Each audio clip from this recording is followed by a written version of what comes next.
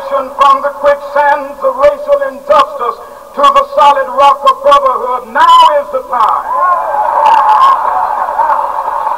to make justice a reality for all of God's children. It would be fatal for the nation to overlook the urgency of the moment. This sweltering summit of the Negro's legitimate discontent will not pass until that is an invigorating autumn of freedom and equality. 1963 is not an end, but a beginning. Those who hope that the Negro needed to blow off steam and will now be content will have a rude awakening if the nation returns to business as usual.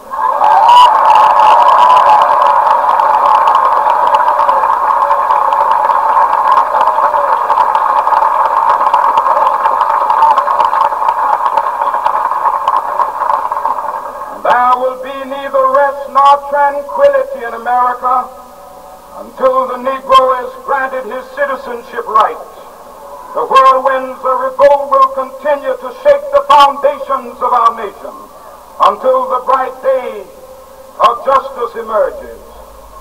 But that is something that I must say to my people who stand on the warm threshold which leads into the palace of justice. In the process of gaining our rightful place, we must not be guilty of wrongful deeds. Let us not seek to satisfy our thirst for freedom by drinking from the cup of bitterness and hatred.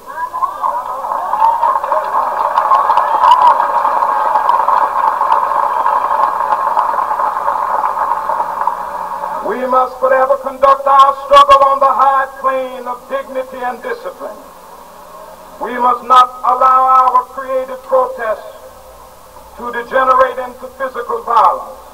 Again and again, we must rise to the majestic heights of meeting physical force with soul force. The marvelous new militancy which has engulfed the Negro community must not lead us to a distrust of all white people.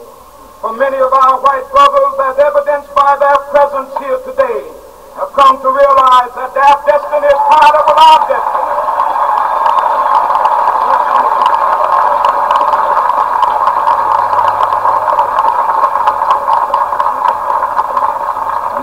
Come to realize that their freedom is inextricably bound to our freedom. We cannot walk alone. And as we walk, we must make the pledge that we shall always march ahead. We cannot turn back.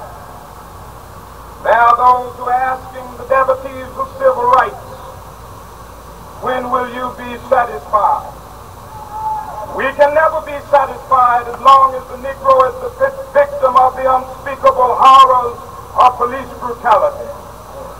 We can never be satisfied as long as our body is heavy with the fatigue of travel, cannot gain lodging in the motels of the highways and the hotels of the cities.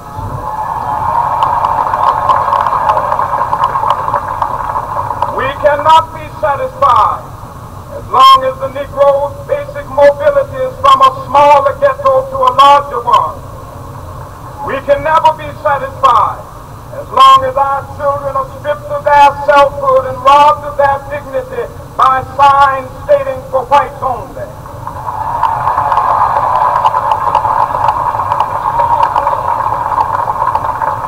We cannot be satisfied as long as a Negro in Mississippi cannot vote and a Negro in New York believes he has nothing for which to vote.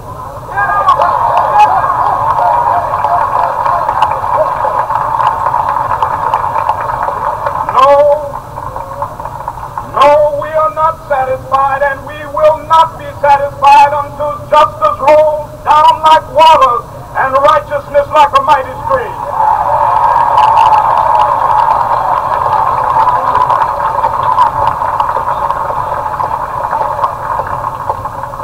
I am not unmindful that some of you have come here out of great trials and tribulations.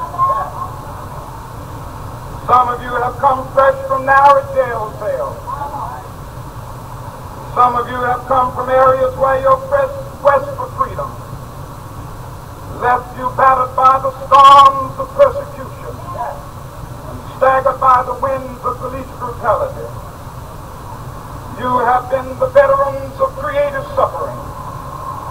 Continue to work with the faith that unearned suffering is redemptive. Go back to Mississippi. Go back to Alabama. Go back to South Carolina. Go back to Georgia. Go back to Louisiana. Go back to the slums and ghettos of our northern cities.